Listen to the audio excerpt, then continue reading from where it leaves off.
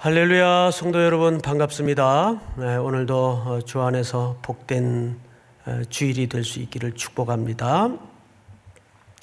자, 오늘은 마태복음 9장 마지막 넉 절을 우리 9장을 마치는 결론으로 좀 삼고자 합니다. 이 본문은 여러분 우리 교회 비전이 담겨져 있는 본문이기도 하기 때문에 굉장히 중요합니다. 근데 익숙한 만큼 우리에게 또 오늘 좀 낯설게 다가왔으면 좋겠어요. 우리는 그냥 익숙한 본문은 뭐 또 그런 내용이 담겨져 있겠거니 이렇게 신중히 매일 새롭게 받기가 쉽지 않은데 저도 오늘 이 본문을 준비하면서 너무 제가 하나님 앞에 깨닫고 받은 은혜가 커요. 그래서 오늘 그 은혜를 또 여러분들을 통해서 온 땅에 흘려보내고 또 흘러가기를 축복합니다. 자, 우선 이 35절은 마태복음 전체 속에서 하나의 그 전환 구절입니다. 그러니까 굉장히 중요한 구절이에요.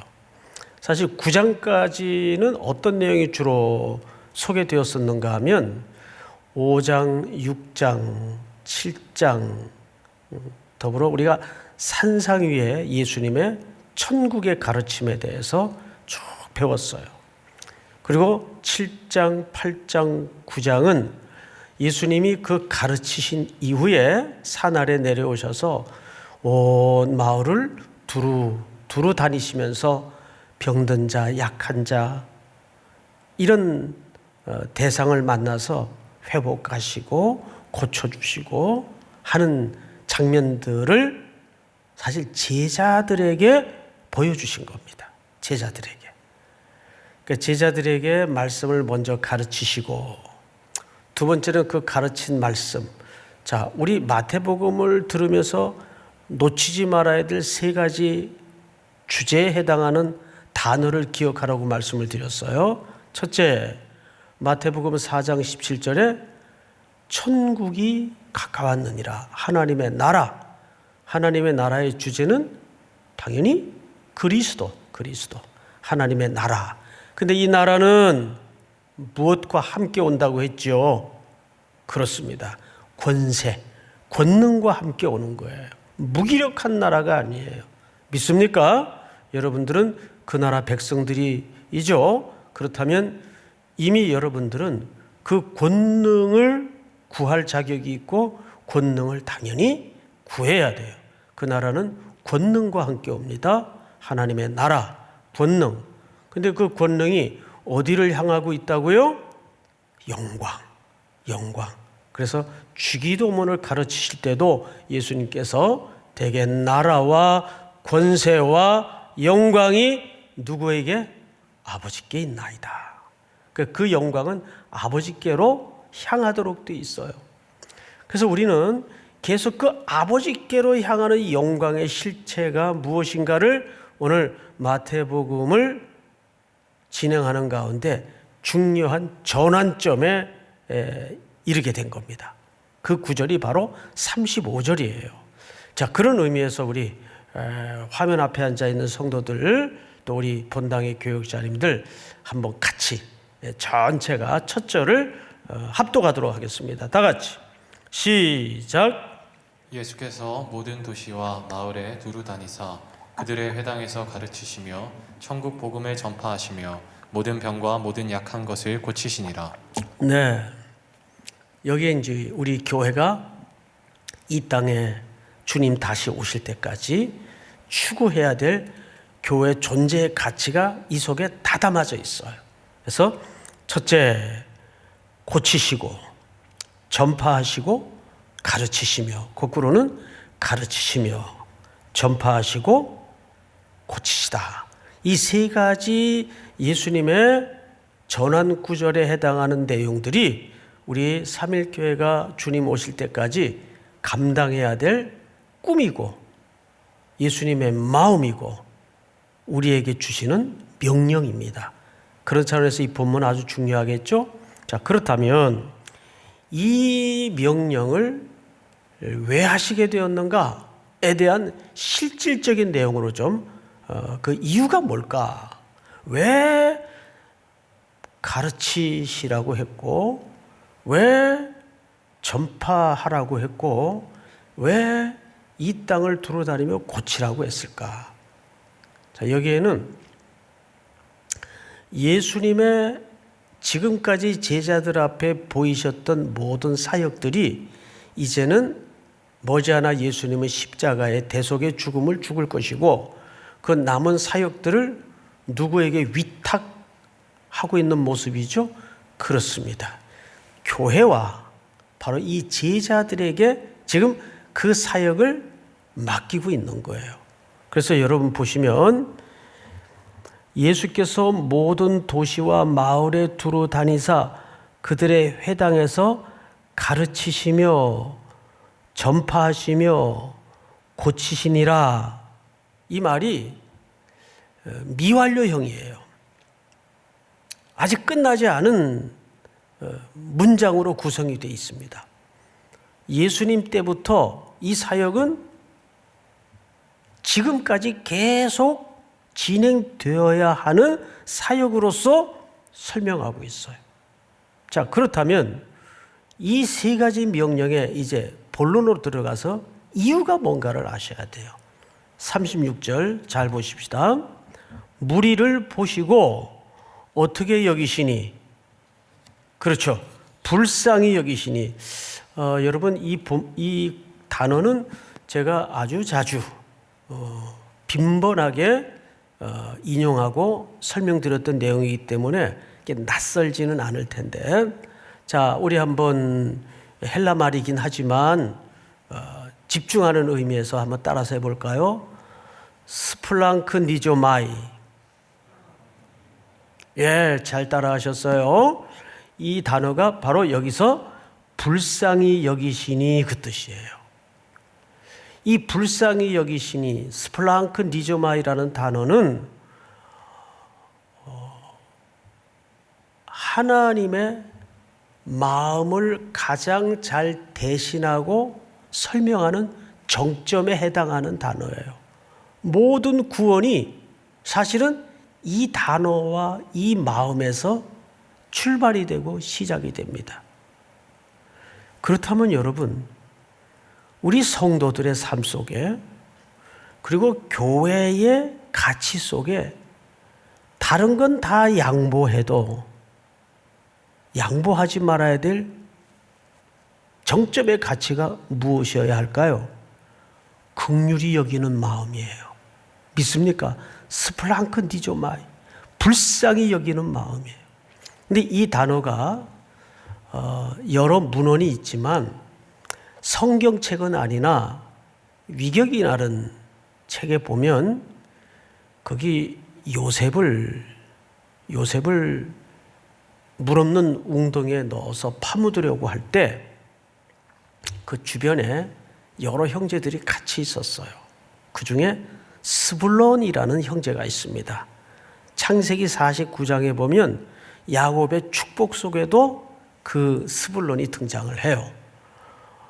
그런데 그 스불론이 그 광경을 보면서 어떤 마음을 갖고 있었는가 하면 이런 마음을 갖고 있었어요. 이게 야곱의 열둘 아들이라는 책에서 인용한 내용인데, 스불론은 요셉이 형들에게 자기 목숨을 살려달라고 간청할 때 느꼈던 감정을 이렇게 설명했어요. 내 간이 몸 밖으로 튀어나오고 내 장기들이 끊어졌도다. 안에 내장들이 끊어졌도다. 그만큼 막내에 해당하는 어린 요셉이 형들에 의해서 죽음의 위협 앞에 놓였을 때 스불론이 가졌던 내적인 고통이에요. 창자가 끊어지는 아픔, 이게 단장의 아픔이라고 하죠. 예수님이 지금 그 고통을 느끼고 있어요. 뭘 보고? 무리를 보시고. 자, 성경을 한번 볼까요? 무리를 보시고 불쌍히 여기시니 이는 그들이 목자 없는 양같이. 여기 아주 중요한 비유를 예수님이 쓰셨어요. 일부러. 마태는 이 대목을 놓치지 않습니다. 자, 무엇과 무엇의 관계로 비유를 했죠? 목자와 양. 목자와 양. 이 관계는 오늘 이 본문이 말하고자 하는 핵심 의미를 드러내는 매우 중요한 구약의 배경을 가지고 있는 단어요, 비유입니다. 자, 그러면 그건 나중에 좀 설명을 하고, 맞아, 무리를 보시고 불쌍히 여기신 그 대목을 조금 더 추론해 들어가겠습니다. 자, 목자 없는 양과 같이 뭐하며 뭐함이라. 예, 고생하며 기진함이라. 우리 한번 따라서 해볼까요, 성도님들? 자, 따라서 합니다. 고생하며 기진함이라. 이 고생하며 기진함이라는 말은 어떤 그 의미인가 하면 우선 단어적 그 개념을 좀 설명을 드리겠습니다. 이 스킬로 고생하다. 이 말은 매일 무엇인가 짓이겨져 가지고 아주 못 쓰게 된 상태인데 그 상태가 이렇게 너덜너덜한 상태. 여러분, 그 심정 너무 삶에 곤고하고 지치고 아프다 보면 요즘 그 말 표현 가운데 그렇게 얘기를 하는 경우들을 보더라고요. 야, 나한테 지금 말 걸지 마. 내 심정이 지금 하도 당해가지고 너덜너덜하다. 정확히 그 개념이에요. 무언가 반복적으로 짓이겨져서 아주 못쓰게 돼가지고 갈기갈기 찢겨서 엉망이 된 너덜너덜한 상태. 또 예배 드리면서 혹시 이런 생각 가지세요? 꼭 내 모습 보고 말하는 것 같다. 예, 그럴 수 있겠죠.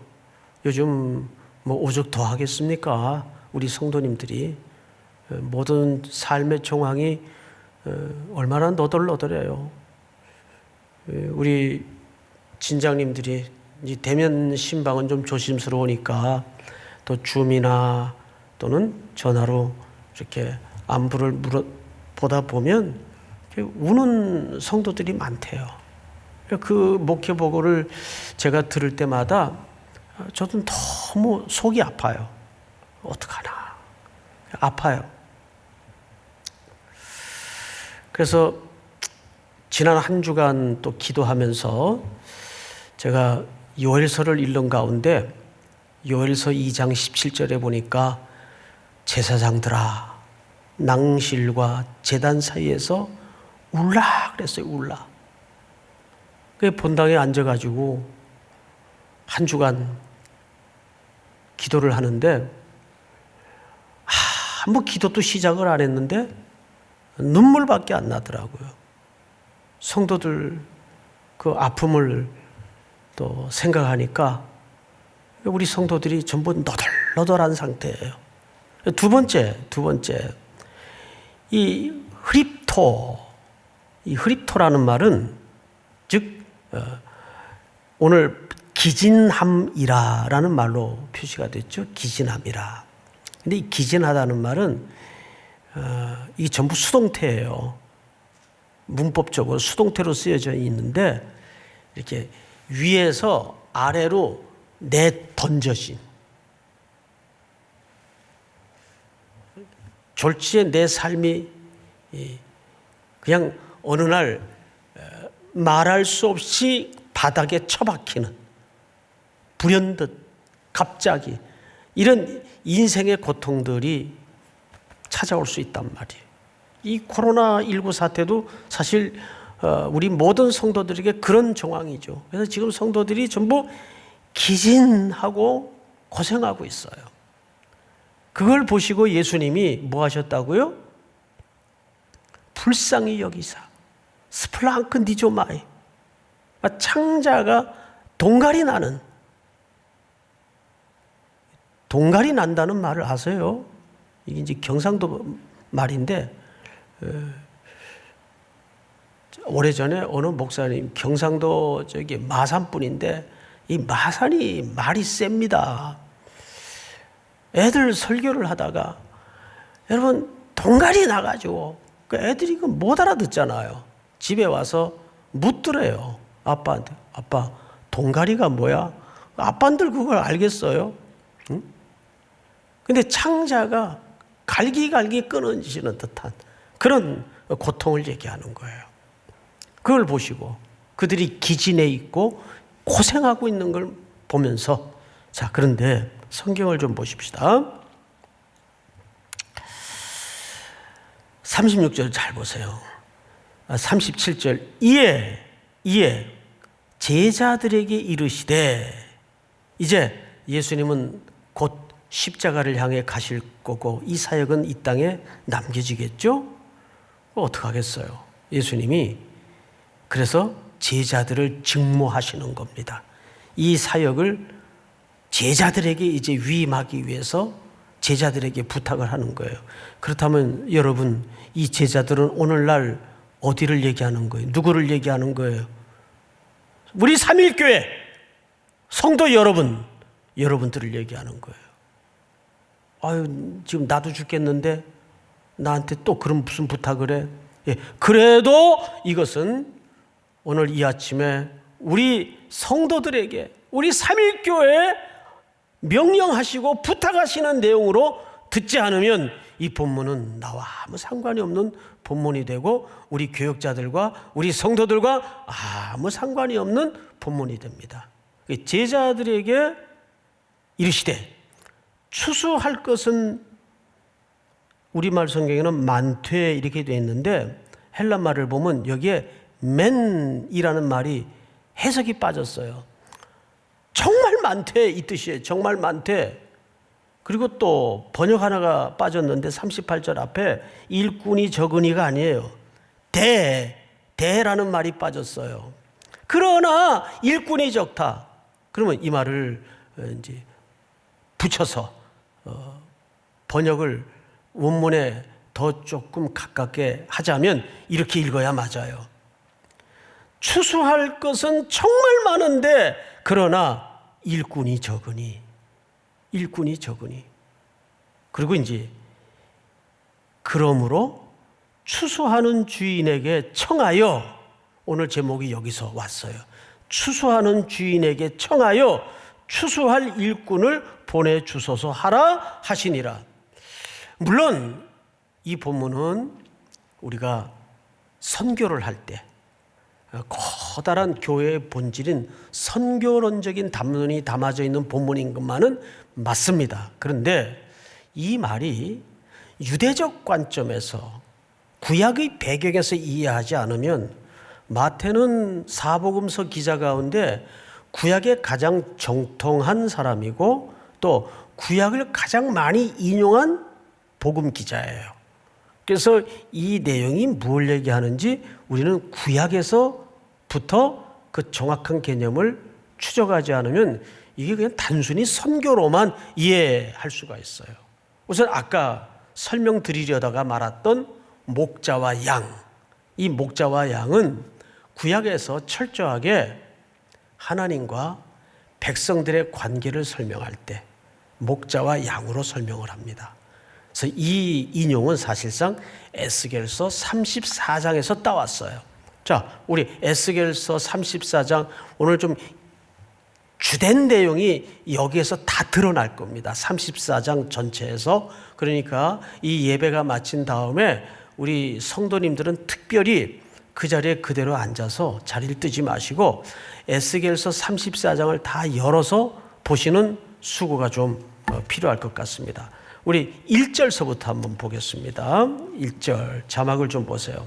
좀 길지만 제가 방송실에다 부탁을 드렸는데 저하고 교독을 해가면서 설명을 좀 듣겠습니다. 여호와의 말씀이 내게 임하여 이르시되, 인자야, 너는 이스라엘 목자들에게 예언하라. 그들 곧 목자들에게 예언하여 이르기를 주 여호와께서 이같이 말씀하시되 자기만 먹는 이스라엘 목자들은 화 있을진저 목자들이 양떼를 먹이는 것이 마땅하지 아니하냐. 자, 여기 보시면 목자들의 책임은 양떼를 뭐 하는 겁니까? 먹이는 거예요. 그래서 제가 항상 우리 후배 교역자들에게도 늘 불현듯 느닷없이 묻는 질문이 목사는 누구냐? 목사는 뭐냐? 여기에 답을 못하면 안 돼요. 목사는 말씀을 먹이는 자예요. 나머지는 전부 그 다음 얘기입니다. 그런데 언제나 구약 시대이든 신약 시대이든 또 오늘날의 시대이든 이 땅의 진짜 기근이 뭐예요? 말씀의 기갈이에요. 이렇게 설교를 많이 우리가 듣고 사는데, 자, 정말 과연 그럴까요? 3절, 너희가 살진 양을 잡아 그 기름을 먹으며 그 털을 입되 양떼는 먹이지 아니하는도다. 4절 시작. 너희가 그 연약한 자를 강하게 아니하며 병든 자를 고치지 아니하며 상한 자를 싸매주지 아니하며 쫓기는 자를 돌아오게 하지 아니하며 잃어버린 자를 찾지 아니하고 다만 포악으로 그것들을 다스렸도다. 양떼들이 목자들에 의해서 이런 취급을 받고 있는 현실들이 얼마나 많습니까? 그래서 목자는 양떼들에게 첫 번째 책무가 바른 꼴을 먹이는 거예요. 믿습니까, 여러분? 바른 꼴을 먹이는 거예요. 다음 절을 보십시다. 목자가 없으므로, 예수님의 심정이 여기서 인용이 된 거예요. 목자가 없으므로 그들이 흩어져서 모든 들짐승의 밥이 되었도다. 내 양떼가 모든 산과 높은 맷뿌리에마다 유리되었고 내 양떼가 온 지면에 흩어졌으되 찾고 찾는 자가 없었도다. 지금 예수님이 바라보신 무리들의 형편이 이스라엘에 많은 종교 지도자들이 있고 말씀을 연구하는 자들이 있는데 그 말씀을 제대로 해석해주고 제대로 전하고 제대로 가르치는 바른 꼴을 먹이는 목자가 없더라고 말이에요. 그걸 예수님이 가장 아프게 생각하신 거예요. 그러니까 양떼들은 어떻게 될까요? 여기에 꼴이 있을까? 저기에 꼴이 있을까? 킁킁거리면서 엄한 데 돌아다니다가 시궁창에 빠지고 또 어떤 잘못된 목자의 그 선동에 놀아나고. 다음 절을 보세요. 다 같이 시작. 그러므로 목자들아 여호와의 말씀을 들을지어다. 여기까지가 이 에스겔 선지자가 바라본 그 구약의 참혹한 현상이었어요. 자, 그런데 이제 성경을 좀 나아가서 17절을 좀 건너뛰십시다. 17절. 전체를 좀 읽었으면 좋겠는데 시간이 안 되기 때문에 주 여호와께서 이같이 말씀하셨느니라. 나의 양떼 너희여, 내가 양과 양 사이와 수량과 숫염소 사이에서 심판하노라. 다 같이 시작. 너희가 좋은 꼴을 먹는 것을 작은 일로 여기느냐? 어찌하여 남은 꼴로 발로 밟았느냐? 너희가 맑은 물을 마시는 것을 작은 일로 여기느냐? 어찌하여 남은 물을 발로 더럽혔느냐?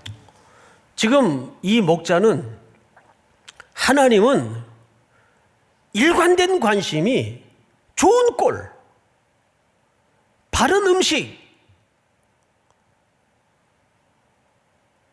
첨가물이 들어가지 않은 양떼들에게 정말 엑기스가 되는 음식, 그리고 건강한 물, 그걸 원하시는 거예요. 다윗이 시편 23편을 통해서 노래한 노래의 의미가 그런 비유를 담고 있습니다. 여호와는 나의 목자시니 내게 부족함이 없으리로다.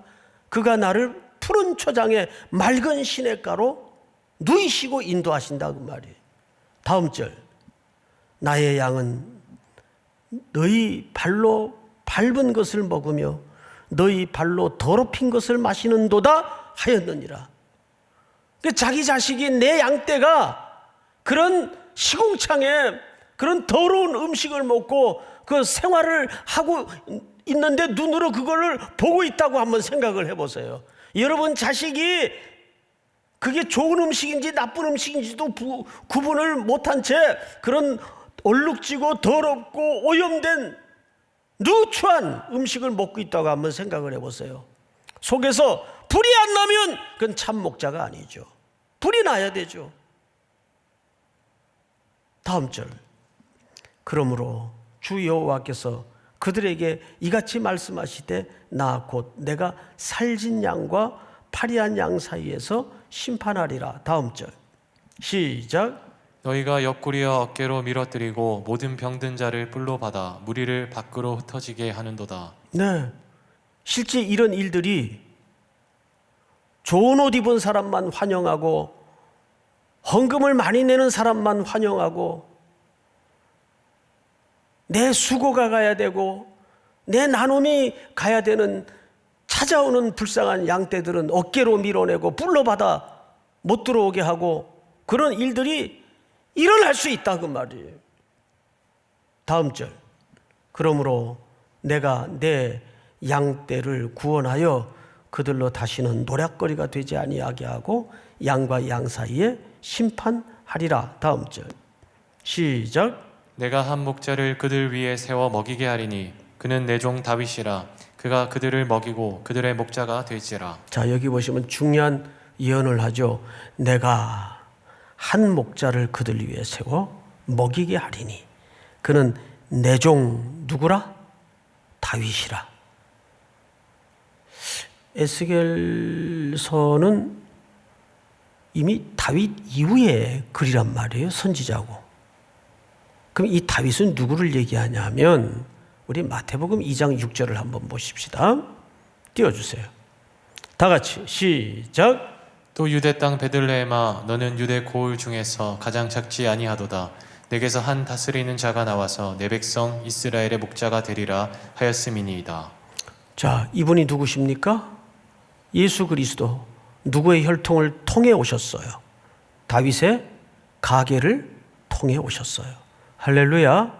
그러면 에스겔 선지자는 그런 심판받아 마땅할 목자를 대신해서 하나님은 누구를 보내실 계획을 사실상 선포하고 있는 겁니까? 참 목자. 우리에게 가장 안전한 목자. 그리고 우리를 위해 가장 온전한 목자를 보내실 것을 약속하셨고 그 목자는 지금 오신 거예요. 그래서 예수 그리스도는 여기서 자신이 참 목자임을 구약의 예언의 성취의 관점에서 드러내고 있는 겁니다. 믿습니까? 자, 마지막으로 한 군데만 더 읽겠습니다. 이제 회복을 얘기하는데 25절을 보십시다. 에스겔서 25절. 내가 또 그들과 화평의 언약을 맺고 악한 짐승을 그 땅에서 그치게 하리니 그들이 빈들에 평안히 거하며 숲을 가운데에서 잘지라. 다음 절. 시작. 내가 그들에게 복을 내리고 내 산 사방에 복을 내리며 때를 따라 소낙비를 내리되 복된 소낙비를 내리리라. 다음 절. 그리한즉 시작. 그리한즉 밭에 나무가 열매를 맺으며 땅이 그 소산을 내리니 그들이 그 땅에서 평안할지라. 내가 그들의 멍에 나무를 꺾고 그들의 종으로 삼은 자의 손에서 그들을 건져낸 후에 내가 여호와인 줄 그들을 알겠고. 다음 절 제가 읽습니다. 그들이 다시는 이방의 노략거리가 되지 아니하며 땅의 짐승들에게 잡혀 먹히지도 아니하고 평안히 거주하리니 놀랄 사람이 없으리로다. 할렐루야. 사랑하는 성도 여러분, 그러면 이제 마지막으로 오늘 본문에서 추수를 한다는 것은 구약의 배경 속에서 이해를 해야 됩니다. 이스라엘은 잘 아시는 것처럼 1년에 3차례 큰 추수가 있어요. 첫째, 6월절, 무교절에 즈음에서 지난해 겨울 심었던 곡식을 거두어요. 그렇죠? 그리고 조금 지나서 봄에 뿌렸던 곡식을 거두는 절기가 맥추절입니다. 그리고 맥추절이 지나면 가을녘 거두는 절기가 수장절입니다. 그러니까 우리는 이 추수라는 말은 다분히 심판이라는 개념으로만 이해를 하는데, 구약의 백성들은 추수할 때는 사실 어떤 의미가 더 선명하게 의식 속에 박혀 있냐 하면, 심판과 종말이라는 개념이 있지만 구약의 사람들은 추수하면은 하나님의 구원과 하나님의 인도와 하나님의 돌보심과 하나님의 축복을 연상하는 게 우선적 개념이에요. 다시요. 이건 아주 중요합니다. 구약 사람들이, 또 마태가 여기 추수 개념을 설명한 것은 하나님의 구원과 하나님의 인도와 하나님의 보호와 하나님의 축복을 떠오르는 게 우선적 개념이에요. 그러면 오늘 여기서 우리 본문 다시 돌아가서 마지막 절을 한번 제가 읽겠습니다. 그러므로 추수하는 주인에게 청하여 추수할 일꾼들을 보내 주소서 하라 하시니라. 당연히 추수할 이 주인은, 추수하는 주인은 하나님을 얘기해요. 그 하나님의 초대에 의해서 이 사역에 동역할 사람들을 청하라 그 말이에요. 그러면 여기 추수는 뭘 얘기할까요? 못된 놈은 처단하고 잘한 사람은 상을 주고 하는 이런 심판적 개념의 추수를 얘기하는 게 아니에요. 이렇게 표현하면 좀 정확할 겁니다. 사람을 심판하기 위한 추수가 아니라 사람을 위한 추수예요. 여기 추수라는 개념은 그래서 먹인다는 개념이에요. 할렐루야. 먹인다는 개념이에요. 오늘 이렇게 가치가 혼란스럽고 이렇게 시대가 뒤숭숭할수록, 오늘 여기 교육자님들만 앉아 계시지만 또 화면 너머 성도님들 잘 들으셔야 돼요. 진짜 추수는 하나님이 주신 복으로 뭐 하는 거예요? 이 시대를 하나님의 말씀으로 잘 먹여야 돼요. 예수 그리스도가 밥이십니다. 예수 그리스도가 이 시대의 영원한 양식이 되십니다. 그게 추수하는 거예요. 믿습니까? 여기서 말하는 추수라는 개념은 잡아놓고 불태우고 하는 그런 심판적 개념을 말하는 게 아니에요. 하나님의 은혜로 시대를 먹이고 하나님의 주신 복으로 어디가 참된 양식인가를 부지런히 소개하고 선포하는, 그래서 이 땅에 아무데나 흙투성이 만신창이가 되어서 너덜너덜한 채 자빠져 있고 누워있는 그 양떼들을 향해서 우리의 당연히 들어와야 될 그 양떼를 찾아 뭐 하는 거예요? 시대의 가장 진정한 추수의 목적은 그들에게 건강한 꼴을 먹이는 겁니다. 믿습니까? 어느 때보다도 하나님의 말씀의 사역자들이 가장 시대 정신에 부합할 수 있는 유일한 방법은 더 말씀을 바르게 공부하고 더 바르게 선포하고 더 양질의 바른 하나님의 말씀을 이 시대 앞에 선포하는 겁니다. 용기를 가지고 온라인으로든 유선상으로든 계속 말씀을 읽어주고 말씀을 가르치고 이 말씀이 결국 그들을 살려내고 그들을 배부르게 할 수 있기 때문입니다. 믿습니까? 오늘 우리 화면 너머 성도님들에게도 일터에서 일상에서 그런 소명으로 사명으로 다시 한번 그리스도의 초대 앞에 기꺼이 응답하는 은혜가 있기를 주님의 이름으로 축복합니다. 우리 다 일어나셔서 날마다 숨쉬는 순간마다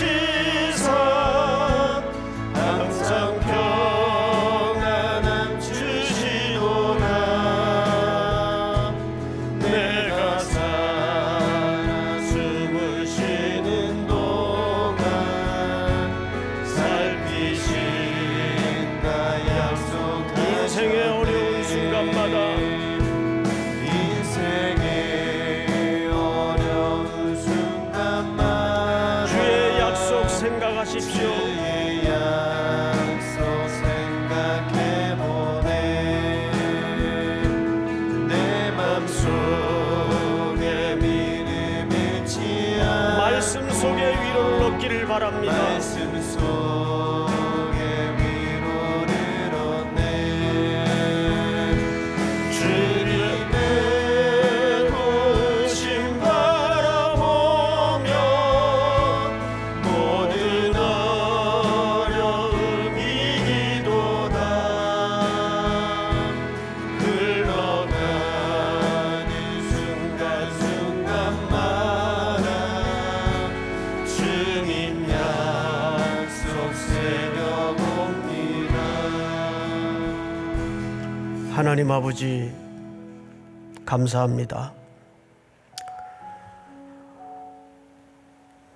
온 지구촌 곳곳에 지쳐있고 기진하며 유리방황하는 목자 없는 양 같은 추수할 현장이 너무나 많은데 더욱더 그들에게 긍휼히 여기는 마음을 잃어버리지 않도록 도우시고 그들을 가장 온전히 배불릴 수 있는 것은 하나님의 건강한 양식밖에는 없음을 확고히 붙잡는 믿음을 새롭게 하여 주시옵소서. 오늘 함께 예배드리는 모든 우리 3일의 귀한 성도들, 이 공고한 시대, 기진하고 고생 가득한 현실 앞에 다시 한번 하나님의 말씀의 위력과 그 약속을 붙드는 용기를, 믿음을 새롭게 하여 주시옵소서. 지금은 우리 구주 예수 그리스도의 은혜와 하나님 아버지의 사랑과 성령님의 교통하심이 머리 숙여 경배를 드리는, 사랑하고 사랑하는 모든 3일의 성도들, 해외, 군에 출타 있는 가족들, 복중의 생명까지 영원토록 함께 있을지어다. 아멘.